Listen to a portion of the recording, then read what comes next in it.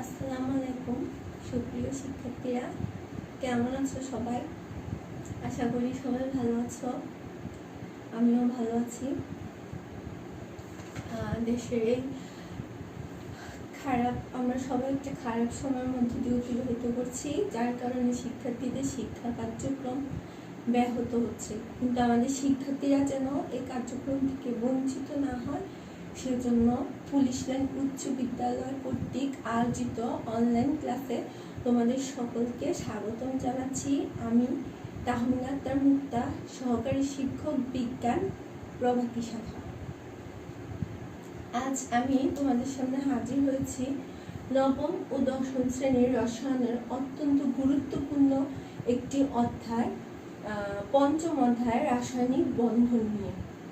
তোমাদের এর রসায়নের যদি পুরাটা বইয়ে অধ্যায় ভিত্তিক আমাকে গুরুত্বের দিক দিয়ে র্যাঙ্কিং করতে বলা হয়, তাহলে সেক্ষেত্রে আমি পঞ্চম অধ্যায়কে র্যাঙ্কে দ্বিতীয় বলবো, কারণ পর্যায় সারণী সেক্ষেত্রে প্রথম এবং পঞ্চম অধ্যায় দ্বিতীয়। যারা পর্যায় সারণীটা খুব ভালোভাবে পড়েছো, আয়ত্ত করেছো, তারা এই পঞ্চম অধ্যায়টা খুব সহজেই বুঝতে পারবে।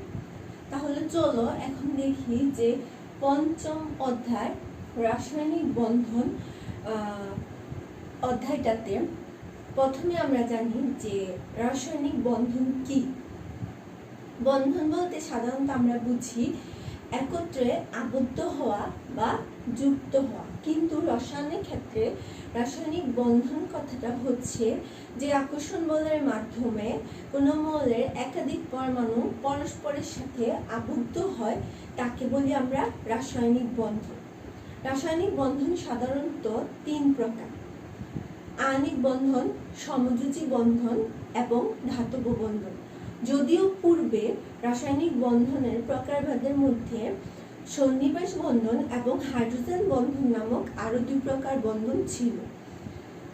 রাসায়নিক বন্ধনের ক্ষেত্রে আণবিক বন্ধন, রাসায়নিক বন্ধন আর ধাতব বন্ধন, এই বন্ধনগুলো সম্পর্কে আমি বিস্তারিত পরবর্তীতে আমার অন্য একটি ক্লাসে আলোচনা করব। আমি প্রথমে অধ্যায়টা পড়ানোর আগে তোমাদেরকে বলে নিই যে এই অধ্যায়টা পড়ানোর পূর্বে একটা জিনিস সবার আগে মাথায় রাখবে যে এই অধ্যায়ের আলোচ্য বিষয়গুলো কি হওয়া প্রয়োজন। একটা অধ্যায়ের সবচেয়ে গুরুত্বপূর্ণ বিষয়টা কি হবে যা তোমাকে আগে আয়ত্ত করতে হবে। এই অধ্যায়টাতে আমি প্রধান আলোচ্য বিষয় খুঁজে বের করতে গিয়ে সেখানে এই বিষয়গুলা গুরুত্বের অগ্রাধিকার ক্রমে আমি এগুলাকে সাজিয়েছি। যেমন ধরো, প্রথমে আমাদেরকে জানতে হবে যোজ্যতা ইলেকট্রন কি, যোজনী, যৌগমূলক, যৌগের সংকেত, অষ্টক নিয়ম, দুইয়ের নিয়ম, আণবিক বন্ধন, আণবিক যৌগ, সমযোজী বন্ধন, সমযোজী যৌগ, যৌগের আকৃতি, ক্যালাস ঘটন এবং ধাতব বন্ধন। তাহলে আসি প্রথমে যে যোজ্যতা ইলেকট্রন কি। যোজ্যতা ইলেকট্রন জানার আগে আমি একটা কথা বলি যে পর্যায় সারণী যখন তোমরা পড়াচ্ছিলাম আমি তখন বলেছি যে পর্যায় সারণীর 1 থেকে 30 নাম্বার পর্যন্ত মৌলগুলা সম্পর্কে জানবে, তাদের সংকেত জানবে, তাদের ভর জানবে, এই মৌলগুলো সম্পর্কে খুব ভালোভাবে জ্ঞান রাখবে। কারণ এই যে এখন যোজ্যতা ইলেকট্রন নির্ণয়ের ক্ষেত্রে এখন আমাদেরকে ওই মৌলগুলো ইলেকট্রন বিন্যাসের মাধ্যমে তার যোজ্যতা ইলেকট্রন কত নির্ণয় করতে হবে। তাহলে এখন আমরা যদি পর্যায় সারণীর একটা মৌল যেমন ফ্লোরিন, অর্থাৎ পর্যায় সারণীর যার পারমাণবিক সংখ্যা 9, এই হচ্ছে ফ্লোরিন, এটা হচ্ছে তার নিউক্লিয়াস, এটা হচ্ছে তার প্রথম শক্তি স্তর, এই হচ্ছে তার দ্বিতীয় শক্তি স্তর। তাহলে ফ্লোরিনের ক্ষেত্রে আমরা বলবো যে প্রথম শক্তি স্তরে ইলেকট্রন থাকবে 2টি, দ্বিতীয় শক্তি স্তরে ইলেকট্রন থাকবে 7টি। কারণ ফ্লোরিনের ইলেকট্রন বিন্যাস করে দেখা যায় তার ইলেকট্রন বিন্যাস 1s2, 2s2, 2p5, 5, 6, 7, 8, 9। তাহলে দেখা যায় যে ফ্লোরিনের দ্বিতীয় শক্তি স্তর যেটা, সেখানে তার সর্বমোট ইলেকট্রন রয়েছে 7টি। ঠিক তেমনি ভাবে আমরা যদি কার্বন এর কথা ধরি, তাহলে কার্বন, এই হচ্ছে কার্বনের নিউক্লিয়াস, এই হচ্ছে কার্বনের প্রথম শক্তি স্তর, এটা হচ্ছে দ্বিতীয় শক্তি স্তর। তাহলে কার্বনের পারমাণবিক সংখ্যা হচ্ছে 6, তার ইলেকট্রন বিন্যাস 1s2 2s2 2p2। তাহলে তার প্রথম শক্তি স্তরে 2টি ইলেকট্রন, দ্বিতীয় শক্তি স্তরে কয়টি? 4টি ইলেকট্রন। এখন দেখা যায় যে কার্বনের দ্বিতীয় শক্তি স্তরে সর্বমোট ইলেকট্রনের সংখ্যা হচ্ছে 4টি, আর এখানে ছিল কয়টি? 7টি। তাহলে আমরা এই ইলেকট্রন বিন্যাস থেকে বলতে পারি কোন মৌলের ইলেকট্রন বিন্যাসের সর্বশেষ শক্তি স্তরে মোট ইলেকট্রন সংখ্যাই হচ্ছে তার যোজ্যতা ইলেকট্রন। তাহলে ফ্লোরিনের ক্ষেত্রে বলা যায় তার যোজ্যতা ইলেকট্রন 7, আবার কার্বনের ক্ষেত্রে বলা যায় তার যোজ্যতা ইলেকট্রন 4। এখন যোজনীতে আসি। যোজনী আর যোজ্যতা ইলেকট্রন বিষয়টা এক নয়। যোজনী যোজ্যতা ইলেকট্রনের বিষয়টা সম্পূর্ণ আলাদা। যোজ্যতা ইলেকট্রন হচ্ছে কোন মৌলের পরমাণুর বহিস্থ স্তরের মোট ইলেকট্রন সংখ্যা, আর যোজনী হচ্ছে কোন মৌলের পরমাণুর বহিস্থ স্তরে বিজোড় ইলেকট্রন সংখ্যা, অথবা বলতে পারি আমরা একটি পরমাণুর সাথে অপর একটি পরমাণু যুক্ত হবার যে প্রবণতা বা আসক্তি, সেটাকে আমরা বলি তার যোজনী। তাহলে আমরা সব সময় জানি যে রসায়নে যে কোনো একটা মৌল তার ইলেকট্রন গ্রহণ বা ত্যাগের মাধ্যমে স্থিতিশীলতা অর্জন করতে চায়, তাহলে মৌলটা বন্ধন গঠন করে। যেমন ফ্লোরিনের ক্ষেত্রে তার সর্ববস্তু শক্তি স্তরে ইলেকট্রন সংখ্যা 7টি। এখন এই ফ্লোরিন যদি একটি ইলেকট্রন গ্রহণ করে, তাহলে তার অষ্টক নিয়ম পূর্ণ হয়। তাহলে তখন তার ফ্লোরাইড আয়নে সেটি পরিণত হয় এবং অন্য একটা মৌলের সাথে সেই ইলেকট্রন আদান প্রদানের মাধ্যমে আয়নিক বন্ধন গঠন করতে পারে। তাহলে ফ্লোরিন, এক্ষেত্রে বললাম যে ফ্লোরিন যদি একটি ইলেকট্রন সে গ্রহণ করে,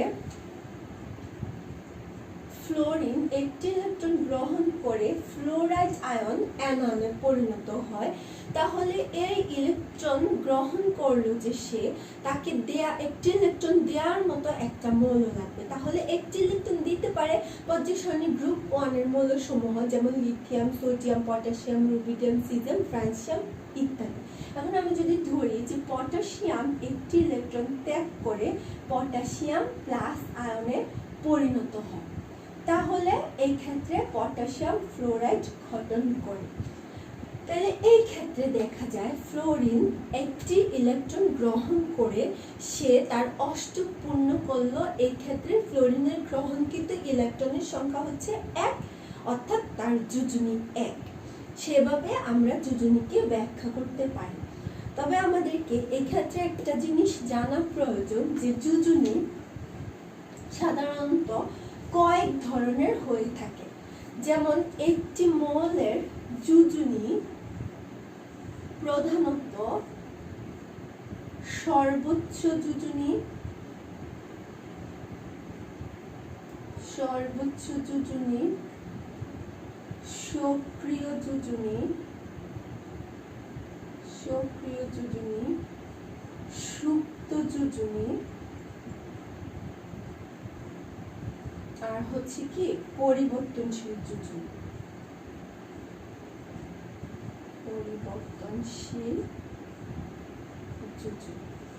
তাহলে একটি মৌলের যোজনী এই 4 ধরনের হয়ে থাকে: সর্বোচ্চ যোজনী, সক্রিয় যোজনী, সুপ্ত যোজনী, পরিবর্তনশীল যোজনী। যেমন এখন যদি আমরা একটা উদাহরণের সাহায্যে বলি তোমাদেরকে, মনে করো কার্বন ডাই অক্সাইডের ক্ষেত্রে কার্বনের যোজনী হচ্ছে 4। এক্ষেত্রে এটা হচ্ছে তার সক্রিয় যোজনী। আবার আমরা বলে থাকি কার্বনের সর্বোচ্চ যোজনীয় হচ্ছে 4, তাহলে এই হচ্ছে তার সর্বোচ্চ যোজনী। তাহলে সর্বোচ্চ যোজনী থেকে যদি সক্রিয় যোজনী বাদ দেওয়া হয়, 4 - 4 অর্থাৎ 0। 0 হচ্ছে তার সুপ্ত যোজনী। তাহলে সুপ্ত যোজনী হচ্ছে সর্বোচ্চ যোজনী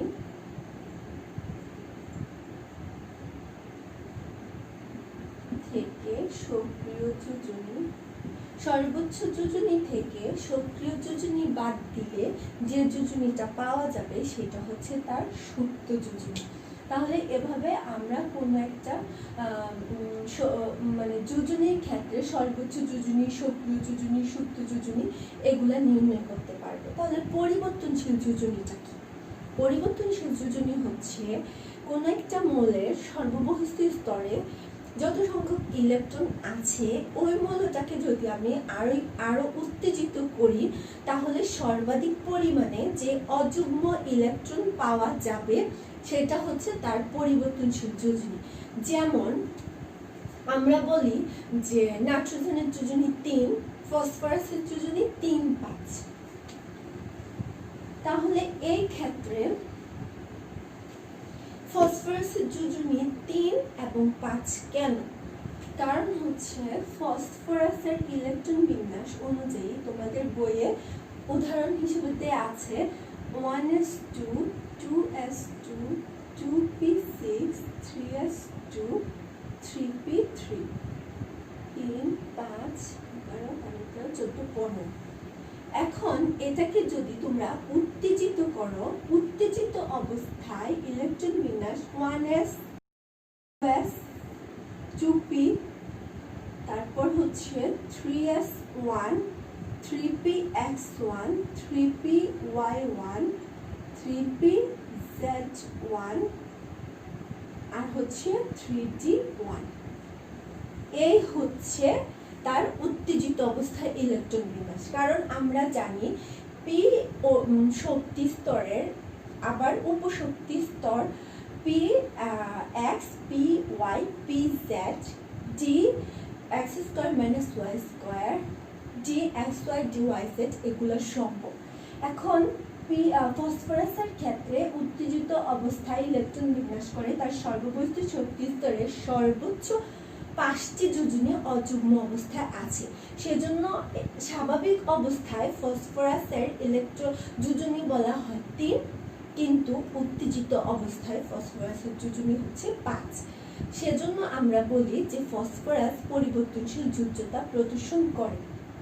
তাহলে এই ক্ষেত্রে আমরা জানলাম যে যোজনী, যোজ্যতা, ইলেকট্রন এই দুটো ভিন্ন জিনিস, এক কথা নয়। এখন তাহলে যৌগমূলক কি? যৌগমূলক হচ্ছে একাধিক পরমাণু পরস্পরের সাথে যুক্ত হয়ে যখন একটা পরমাণু গুচ্ছ গঠন করে যা একটি মাত্র আয়নের ন্যায় আচরণ করে সেটাকে বলা হয় যৌগমূলক। যেমন যৌগমূলককে প্রধানত 2 ধরনের হয়ে থাকে, ধনাত্মক যৌগমূলক, ঋণাত্মক যৌগমূলক।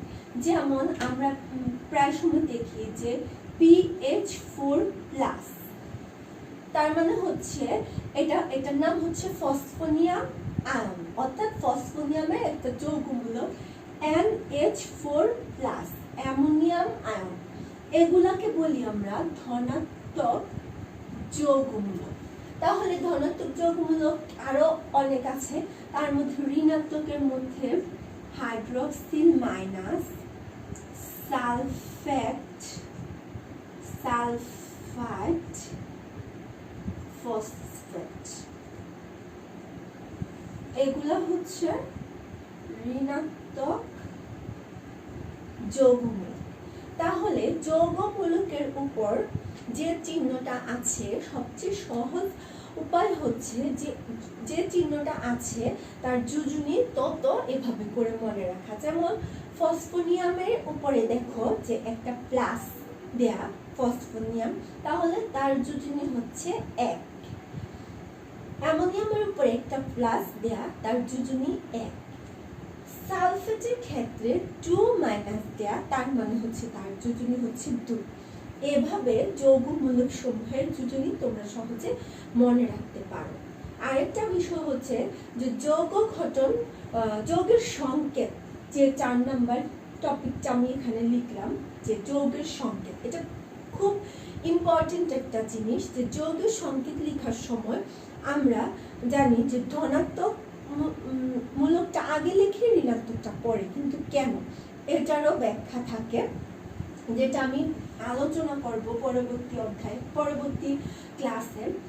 যে যৌগের সংকেতের ক্ষেত্রে এমন মনে করো যে নাইট্রোজেনের যোজ্যতা আমরা জানি কত, 3। হাইড্রোজেন হচ্ছে 1। এখন যৌগ গঠনের সময় যদি নাইট্রোজেনের 3 হাইড্রোজেনের কাছে হয়, আমরা এটাকে লিখি কি, অ্যামোনিয়া। এই হচ্ছে একটা যৌগের সংকেত। তাহলে যৌগের সংকেত লিখতে হলে আমাকে অবশ্যই মৌলের যোজ্যতা সম্পর্কে জানতে হবে। সেজন্য আমরা যোজ্যতা জানার তোমাদের নবম দশম শ্রেণীর সবচেয়ে সহজ উপায় হচ্ছে মৌলের যোজ্যতাগুলা মুখস্থ রাখা। সেই ক্ষেত্রে যৌগের সংকেত তোমরা সুস্পষ্টভাবে লিখতে পারবে। আচ্ছা সুপ্রিয় শিক্ষার্থীরা, যেহেতু রাসায়নিক বন্ধন অধ্যায়টা একটা জটিল অধ্যায়, সেজন্য এটাকে আমরা ধীরে ধীরে কয়েকটি ক্লাসের মাধ্যমে এটার বিস্তারিত আলোচনা করব। আজকে আমরা এই অধ্যায়ের গুরুত্বপূর্ণ 4টি জিনিস সম্পর্কে জানলাম: যোজ্যতা ইলেকট্রন, যোজনী, যৌগমূলক, যৌগের সংকেত। এই 4টি গুরুত্বপূর্ণ বিষয় জানার পরে এখন আমি তোমাদেরকে কিছু কাজ দিয়ে দিব এবং পরবর্তী ক্লাসে আমরা অষ্টক নিয়ম, 2 নিয়ম, আণবিক বন্ধন, আণবিক যৌগ ইত্যাদি আরো কিছু জিনিস সম্পর্কে জানব। যেমন এখানে তোমরা ক্যালসিয়াম, ক্লোরিন, নাইট্রোজেন, ফ্লোরিন এই যৌগগুলার মৌলগুলার যোজ্যতা, ইলেকট্রন ও যোজনী, তোমরা এই কাজটা করে রাখবে যে তাদের যোজ্যতা ইলেকট্রন এবং যোজনী কত। তাছাড়া তোমরা নিজেদের দক্ষতা বৃদ্ধির জন্য পর্যায় সারণী 1 থেকে 30 নম্বর মৌল পর্যন্ত মৌলগুলার ইলেকট্রন বিন্যাস করে বাসায় বসে অনুশীলন করতে পারো যে তাদের যোজনী এবং যোজ্যতা ইলেকট্রন কিভাবে নির্ণয় করা যায়। তো আমি আমার পরবর্তী ক্লাসে তোমাদেরকে রাসায়নিক বন্ধনের বিভিন্ন প্রকার নিয়ে আলোচনা করব। সে পর্যন্ত তোমরা সবাই ভালো থাকো, সুস্থ থাকো, বাড়িতে থাকো এবং সবাই নিরাপদে থাকো। আল্লাহ হাফেজ।